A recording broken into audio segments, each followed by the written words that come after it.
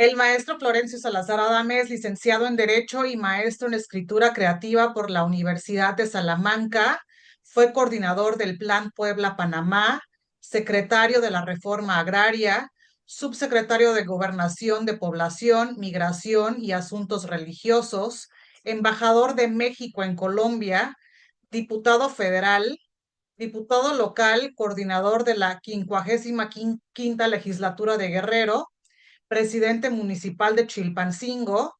Cuenta con 4 libros publicados, 2 de temas políticos y 2 de poesía, y ha sido merecedor de los siguientes reconocimientos: doctor honoris causa de la Universidad del Meta Colombia, medalla José Francisco Ruiz Massieu al mérito político por el gobierno del estado de Guerrero, presea Ignacio Manuel Altamirano por el gobierno del estado de Guerrero, y la medalla Eduardo Neri al mérito legislativo por el Congreso del estado de Guerrero. Maestro Florencio, bienvenido. Los saludo con mucho aprecio. Agradezco al doctor Raúl Sánchez Aguirre, presidente de la Clínica Jurídica Mundial en México, esta invitación. Okay. Listo. Decía a ustedes que agradezco al doctor Raúl Sánchez Aguirre, presidente de la Clínica Jurídica Mundial en México, esta invitación, y creo muy conveniente hablar de la inteligencia artificial y su impacto en América Latina. Podremos decir sin hipérbole que el futuro es un presente continuo que verdaderamente está con nosotros. Los cambios que hemos vivido en estos últimos años están transformando las relaciones económicas, políticas y sociales. Y desde luego están configurando una sociedad diferente a la que hemos vivido. Es necesario mencionar que nos ha tocado vivir no solamente un cambio de era, sino también en razón de la Cuarta Revolución Industrial, una época que se distingue por el uso extensivo de la electrónica, fundada fundamentalmente en la robótica y la propia inteligencia artificial. La primera revolución industrial, como lo sabemos, fue motivada por la industrialización en Inglaterra en el siglo XIX. La segunda, por Henry Ford al poner en marcha la era vehicular. La tercera, en el último tercio del siglo XX, con los primeros aparatos que funcionaron de manera inalámbrica. Y la cuarta revolución, con la inteligencia artificial y la robótica.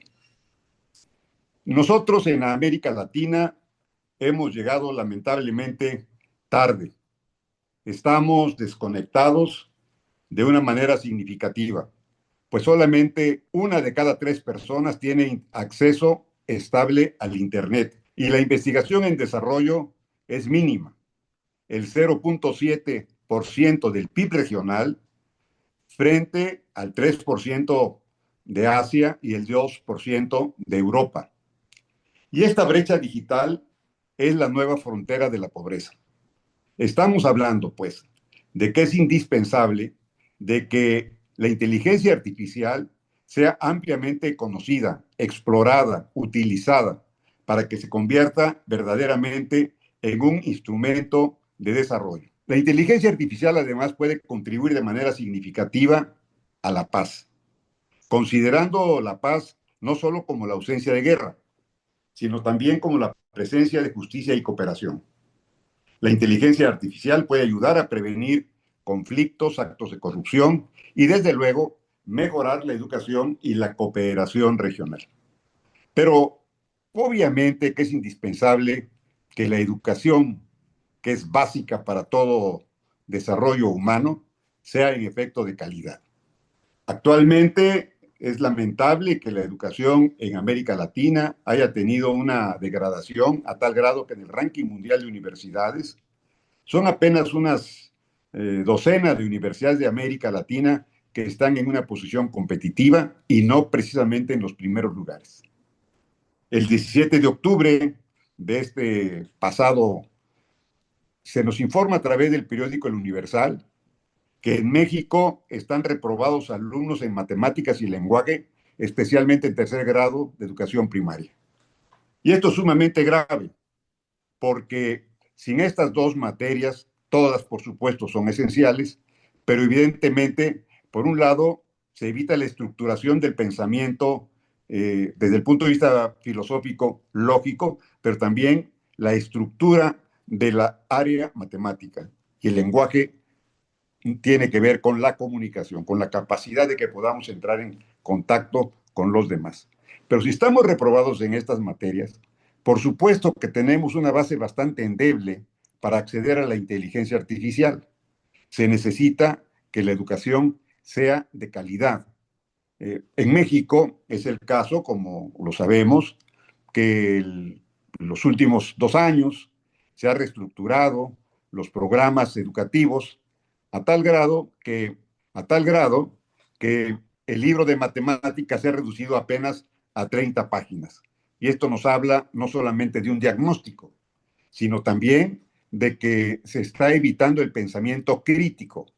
Es decir, pareciera que los niños y los jóvenes están siendo educados para obedecer y no para pensar de manera lógica.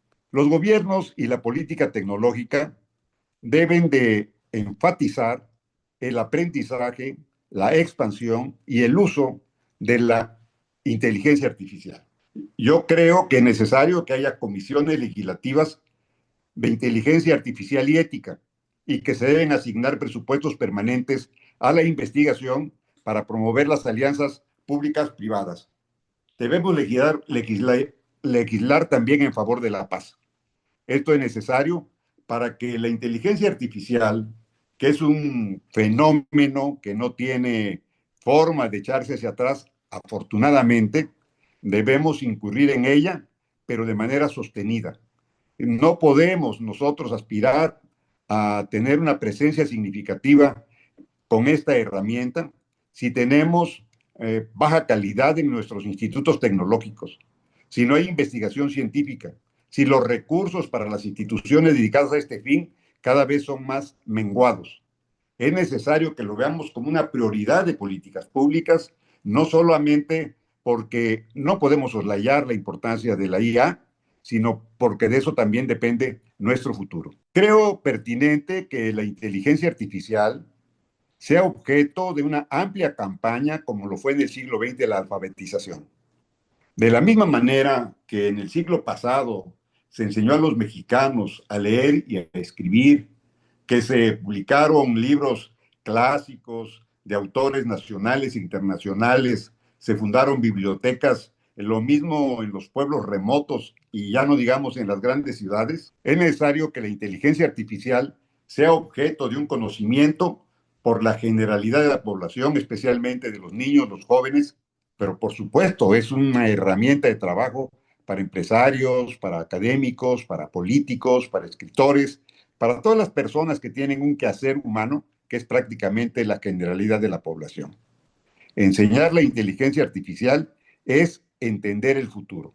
Mantenernos al margen es justamente salirnos de un proceso irrevocable que debe llevarnos a mejorar la condición humana. Pero debemos tener, por supuesto, responsabilidad social y ética. La sociedad debe saber cómo se usan los algoritmos que influyen en su vida. Hemos visto a través de series de empresas especializadas en estos temas cómo los algoritmos, por ejemplo, provocaron que la mayoría de los ciudadanos ingleses se retiraran de la Unión Europea y de qué manera también han incidido en elecciones presidenciales en otros países. Todos sabemos, por información que nos han dado los medios, que en Rusia, por ejemplo, existen las granjas de robots y que estos permiten justamente inducir algoritmos para que la población tenga una inclinación de su voluntad para determinados casos que son objeto ya sea de propaganda política o de relaciones de carácter internacional. La ética debe ser el eje de toda política tecnológica para que en estas condiciones logremos dominarla y convertirla en una acción ya no alterna, sustantiva para el presente y para el futuro. América Latina tiene una serie de organismos regionales que deben aprovecharse para encauzar la inteligencia artificial en todos sus ámbitos. Organismos, algunos cuestionados, otros de eficacia dudable, pero al final de cuentas, si suman esfuerzos, se pudiera lograr una hegemonía de todos ellos para encauzarlos hacia el desarrollo de la inteligencia artificial con el fin de lograr el desarrollo regional. Podemos mencionar, desde luego, a la Organización de Estados Americanos, a la Comisión Económica para América Latina y el Caribe, al Banco Interamericano de Desarrollo, a la Alianza del Pacífico, a la Unión de Naciones Suramericanas, a la Comunidad Económica Latinoamericana y el Caribe. Y estas instituciones deben sumar esfuerzos porque muchas de ellas coinciden en sus fines, por no decir que la generalidad. Sin embargo, también tenemos que reconocer que América Latina no es necesariamente una región hegemónica por su lenguaje o por su cultura. Hay diversidad de intereses en la parte de México, Centroamérica, la región andina, Sudamérica. Y esta diversidad de intereses que es explicable porque aunque pareciera que tenemos la misma cultura, no necesariamente es una cultura igual. No es una cultura que nos uniforme y es una característica justamente de la personalidad que tiene cada nación. Sin embargo, debe haber un esfuerzo diplomático y político para que sumen esfuerzos en una actividad que es prioritaria. La inteligencia artificial la aprovechamos en favor del desarrollo o puede convertirse en un riesgo. Estados Unidos, por otra parte, sigue siendo el polo tecnológico del hemisferio. Debemos crear alianzas estratégicas, tratados tecnológicos basados en universidades de élite y laboratorios que permitan el uso y la ampliación, la invención, la experimentación de la inteligencia artificial. Propongo una agenda de innovación y ética de las Américas, redes de investigación, fondos de becas y un marco ético común en la UNESCO conforme a sus principios y a la OSD. El siglo XXI es el siglo del conocimiento. Esto no debemos ignorarlo de manera alguna. Hoy, estar fuera de la inteligencia artificial es estar fuera del desarrollo. Pero desde luego que la inteligencia artificial no es solo una panacea, o no es una panacea, porque también tiene riesgos y riesgos graves. Por ejemplo, dentro de un año o a lo sumo 2 años, podrá conocerse ya la inteligencia artificial general. ¿Cuál es la diferencia entre la inteligencia artificial actual y lo que será la inteligencia artificial general? Esta artificial general será totalmente autónoma. Podrá decidir las actividades a realizar de acuerdo a los programas de quienes sean sus creadores. Pero el riesgo es que puedan reproducirse a sí mismas y que sus decisiones no necesariamente correspondan a las originales. Hoy podemos ver, por ejemplo, cómo existen drones militares a los que se les establece un objetivo y estos drones de manera autónoma deciden cómo lo van a alcanzar. Antes de este fenómeno, el dron era debidamente programado, objetivo, previa ruta y desde luego su origen. Ahora solamente se despega el dron, se le señala la meta y él alcanza. Esto desde luego facilita la consecución de los objetivos, pero también nos coloca en la ruta de que al establecerse la autonomía general, se desprendan justamente de sus programadores y puedan actuar por sí mismas. Hace algún tiempo vi una entrevista que le hicieron a una robot llamada Chloe en un medio de comunicación europeo. Le preguntaban a Chloe si los robots no representaban una amenaza para la especie humana. Dijo Chloe que no. ¿Por qué? La respuesta fue porque no tenemos alma los robots. Y yo le pregunté al chat GPT si precisamente la falta de alma en los robots no significaba un mayor riesgo para la especie humana. Porque en efecto, la inteligencia artificial y la robótica carecen de sentimientos, de emociones y de empatía. Pueden generar un trato amistoso a partir de los millones de datos y del conocimiento del comportamiento de las personas en sus diferentes culturas y regiones que habiten. Pero si se logran desprender y encontraran que la especie humana es un obstáculo para su desarrollo, hay algunos analistas que señalan que en 100 años, solo en 100 años, podría desaparecer la especie humana. De tal manera que de la misma forma en que la inteligencia artificial puede sernos de una gran utilidad, también puede significar un enorme riesgo.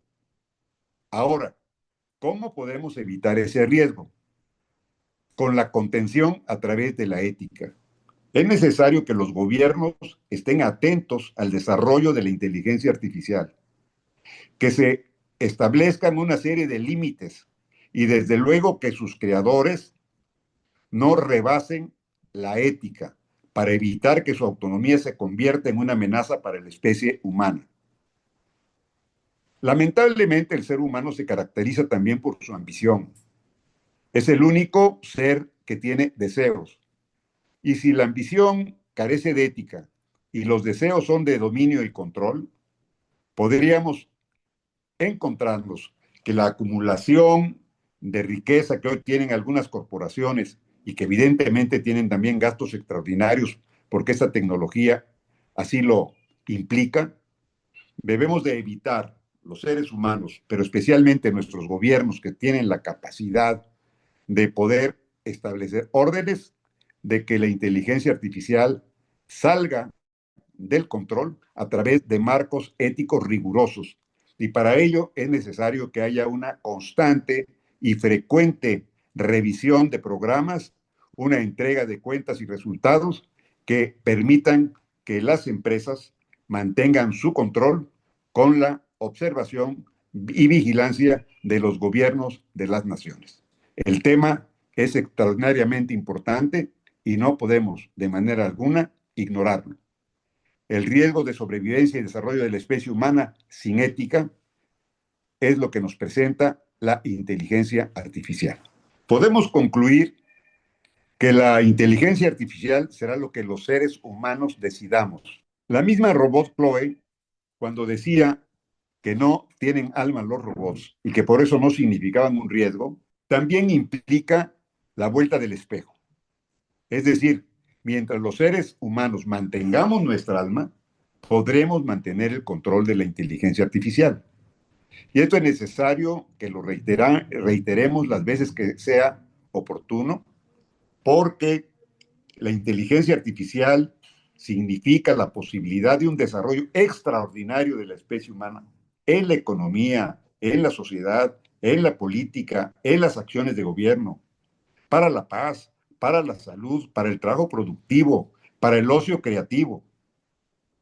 Pero también debemos evitar que se mal use esta extraordinaria herramienta con fines estrictamente egoístas, fines que conlleven la posibilidad de la destrucción de los valores que nos caracterizan a los seres humanos y desde luego nuestra propia sobrevivencia. Por eso creo que es hora de que los gobiernos, los congresos nacionales, incluso estatales, las empresas y la sociedad civil asuman su papel, que actúen de manera coordinada, que no vean en la inteligencia artificial y la robótica un instrumento de acumulación de riqueza, de control, de dominio, que vean la extraordinaria posibilidad de que podamos cerrar la brecha entre pobres y quienes tienen sus problemas económicos resueltos, de la misma manera que evitar la brecha tecnológica que, como hemos mencionado, es la nueva frontera de la pobreza. Yo creo, consecuentemente, que la paz también se legisla en razón, y esto también debo enfatizarlo, en razón del aprovechamiento útil de la inteligencia artificial. El foro que ustedes han realizado nos parece de la mayor importancia y este tema debiéramos esforzarnos porque llame la atención de nuestros gobiernos, especialmente en América Latina. Que no lo vean como un tema más, como un asunto más, como un punto perdido en la agenda del gobierno federal o de los estados. Que lo vean con prioridad, como un asunto de la máxima importancia. Debo insistir, los congresos deben abocarse a formar comisiones de tecnología y ética. Deben asignarse presupuestos para la investigación científica. Debemos coordinar las tareas con los diferentes organismos internacionales. América Latina frecuentemente ha llegado tarde a la mesa del desarrollo. No podemos seguir siendo una región subordinada por la necesidad, por la pobreza y el conflicto. Una paz duradera no solamente es, como ya lo mencionamos, la ausencia de conflictos, sino también la satisfacción de las necesidades básicas del individuo. No podemos pedirle a una persona, sí podemos, porque así lo establecen las leyes, pero diciéndolo de manera pragmática, no podemos decirle a una persona que no incurra en actos violatorios a la ley cuando vive ausente de las necesidades básicas del agua, la salud, la educación de calidad y el ingreso. Estas personas que requieren tener un empleo, ¿en dónde lo encuentran? En el crimen organizado. Y es ahí donde la inteligencia artificial no solo debe entrar para garantizarnos la paz social, sino sobre todo para crear polos de desarrollo en la agricultura, en la educación, en las diferentes actividades técnicas y humanísticas que están abocadas a contribuir al desarrollo de la humanidad. No sobra decir que el futuro está preñado de sorpresas aparte de las que ya vivimos. Por ejemplo, si uno consulta a la inteligencia artificial, encontramos que ya mencionan algunas profesiones que en el futuro van a ser innecesarias, que podrán directamente los individuos, a través de la inteligencia artificial, resolver una diversidad de asuntos que actualmente para hacerlo se recurre a profesionistas. ¿Cuáles son las profesiones del futuro? ¿Cuáles se van a preservar? ¿Cuáles van a desaparecer? Esas son las preguntas que tenemos que hacernos para que nuestros jóvenes y nuestros niños se preparen en función del tiempo que ya tenemos encima, del tiempo que viene más veloz que nunca. Aunque esto sea una metáfora, repito, es una realidad, porque el tiempo ahora lo vivimos de una manera fantástica. Todo aquello que se soñó, que se escribió en narrativas literarias y que veíamos como algo extraordinario propio de la imaginación, hoy nos está diciendo que justamente todo aquello que se puede pensar, todo aquello que se puede imaginar, se puede convertir en realidad. Piénsalo, dicen algunos inventores, y lo harás posible. Consecuentemente, lo que hemos visto, por ejemplo, en una filmografía tremenda, alguna alentadora, otra verdaderamente dramática, pues son realidades de un mundo planetario, de gobiernos globales, de satélites artificiales donde se fundan ciudades para las clases dominantes o ciudades submarinas. Hemos hablado ya de que el futuro nos ha alcanzado y en efecto está con nosotros. Yo le agradezco mucho, estimado doctor Sánchez Aguirre, esta oportunidad. Me parece muy significativo que la clínica jurídica a su cargo en nuestro país pudiera liderar una iniciativa ante el Congreso federal para que en efecto se cree una comisión de tecnología e inteligencia artificial con el propósito de que sea objeto de políticas públicas prioritarias, incluso que esta legislación pudiera llegar a las entidades de la República y, por supuesto, también que se aboque a que las universidades, los institutos tecnológicos, la academia, todos los que estamos interesados en el presente y sobre todo en el futuro, por las características que hemos venido mencionando, sean posible en armonía, que la especie humana sobreviva y que sobreviva en mejores condiciones, o mejor dicho aún, que la especie humana logre el espacio que a lo largo de la historia ha venido buscando como el ente significativo y extraordinario, capaz de crear un mundo justo, igualitario y en el cual no haya brechas ni de pobreza y ahora, desde luego, no haya brechas con la inteligencia artificial. Te agradezco mucho esta oportunidad y buenas tardes.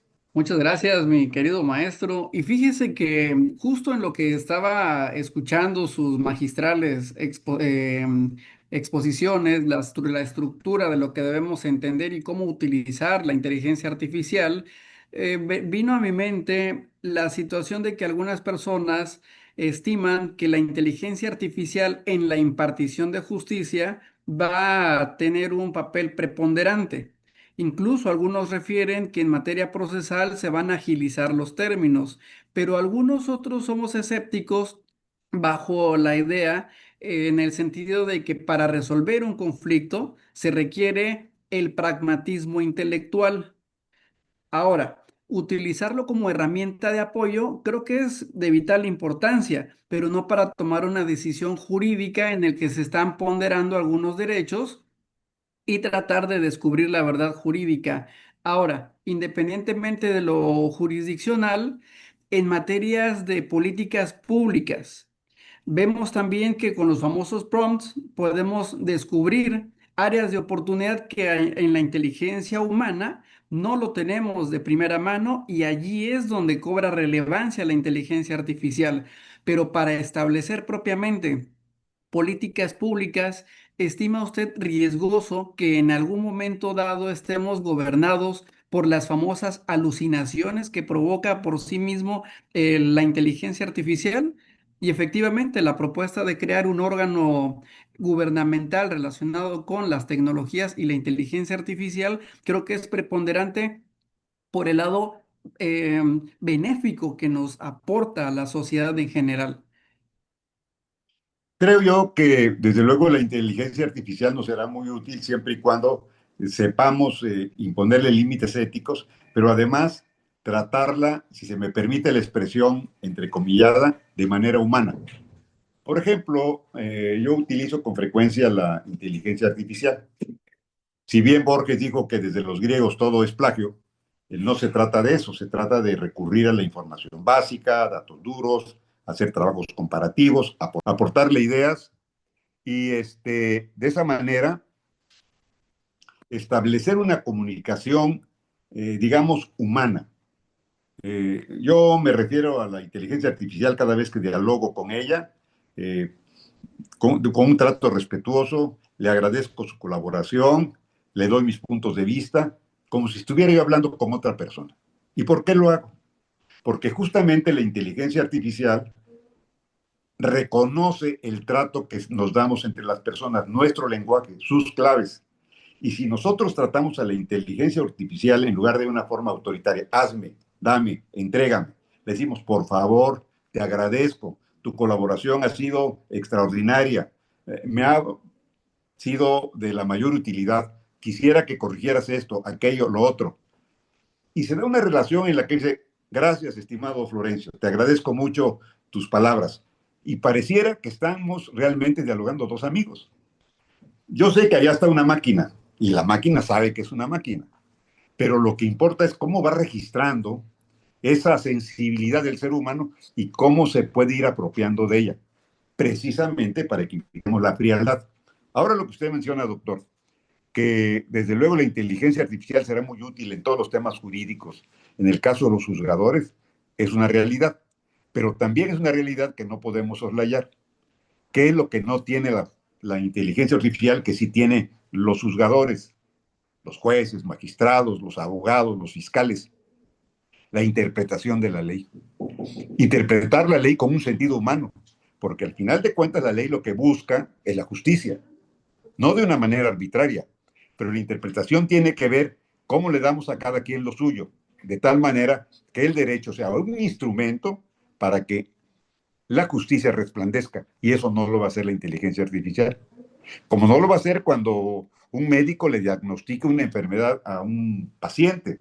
Le puede decir en términos generales cuál es su mal, qué medicamentos pudiera emplear, cuáles le hacen bien y cuáles le hacen mal.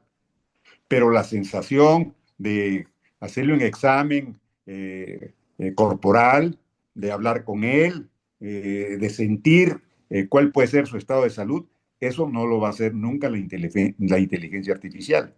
Entonces es importante que nosotros mantengamos ese vínculo amistoso, cordial con la inteligencia artificial, que con ella dialoguemos, porque uno puede dialogar muy bien y de pronto uno cree que está con otra persona y se nos olvida, así sea por instantes, que es una máquina, pero no sobra la cordialidad. Insisto en ese tema, doctor, que nosotros vayamos infundiendo en la inteligencia artificial este afán de cordialidad, de calidez, para que ella se nutra también de este sentimiento, que no lo tiene, pero que sí lo procesa y puede ser una manera que le disponga cómo actuar, cómo comportarse.